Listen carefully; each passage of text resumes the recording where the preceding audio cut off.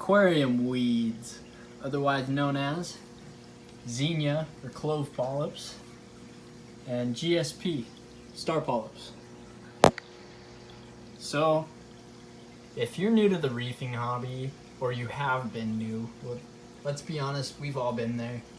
You've probably heard someone point to this coral and say, you don't want this one. This one will totally overgrow your tank. And yes, while that may be the case, it's already sent a runner out, as you can see there. Maybe for a beginner, that's not necessarily a bad thing. I mean, think about it. If they're a beginner, their tank is obviously not stable, at least I'm assuming. Maybe not the case, but for the average guy starting out in the hobby, if you want success, honestly, these are the best way to go. Because let's face it, someone wants an SPS tank, they set their standards way too high. And the sad truth is, most people just starting out aren't really going to have that much success with SPS unless they have the right equipment. But remember, we're talking about beginners here.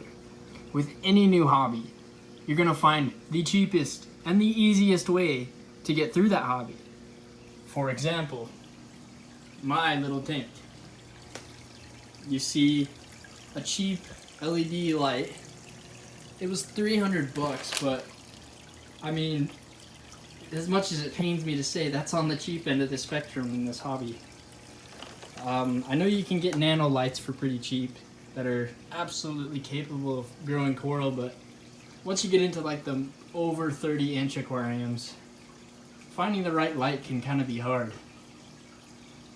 Well, the good news about these aquarium weeds, coming back to them, they don't really care. I've had these guys under a shop light, and they were thriving. I don't know why. Maybe they weren't growing, I should say. They never really grew fast, obviously, but they lived, and their polyps extended to the light quite a lot. That was years ago, though. I know better than running a shop light on a tank right now. But think about it. So let's place two scenarios in front of you. Okay, so you have someone that starts out with a reef tank. They let it cycle, they go through all that process, and now they're ready for coral. Would you rather choose an SPS that is probably more than 50% of a chance that it's going to die in the care of a beginner's aquarium? Remember, with beginner, we're talking about people who haven't done their research and they just kind of threw together a tank. At first, I was kind of one of those people, but I've learned better since. But would you rather come home to see a tank filled with these? There's nothing not pretty about these coral, other than the fact that, yes, they will overtake a tank. But think about it, for your first aquarium, probably a small one, if you went the cheap way. So it's a small tank, not a stable. If you were to fill that with SPS and GSP, it would take over the rock. You would have a full-on reef, overgrown. To me, that is much more satisfying than waiting 3 months for a SPS frag to show a sign of growth, only to come home and find it a white skeleton the next day. These are bulletproof for a reason. And I think that we should stop scaring new people away from them, because if a beginner is skeptical about keeping coral, the chance of them bringing home an SPS with high standards and then it dying and them completely losing motivation to the hobby, it's so high. I can't believe how many people walk away just because they're not successful with coral. But the truth is, you want to go for the weeds. You want to go for the easy, effortless corals. I mean, try to prove me wrong here, but I think that's how we should be. I think these are beginner corals because of care and how fast they grow.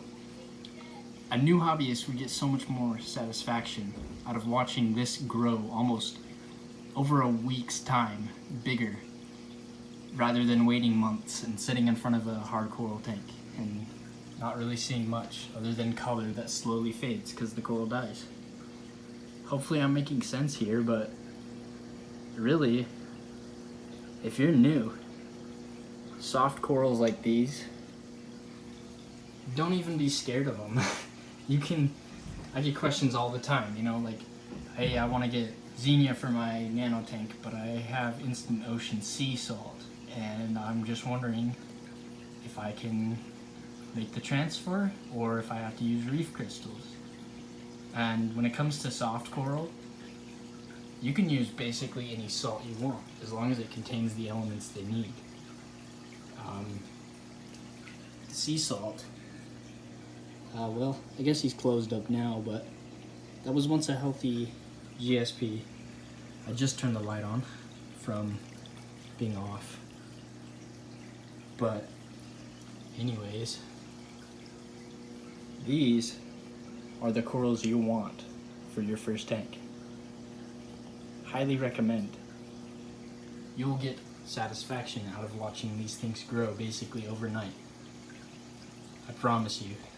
And then if it does take over the tank, well, hey, you can take apart all the rocks, sell them to the fish store, and then you can go to some LPS coral or maybe some easy SPS, depending on what you're comfortable with. But hey, that's just my opinion. Don't take me too seriously. I'm no expert here.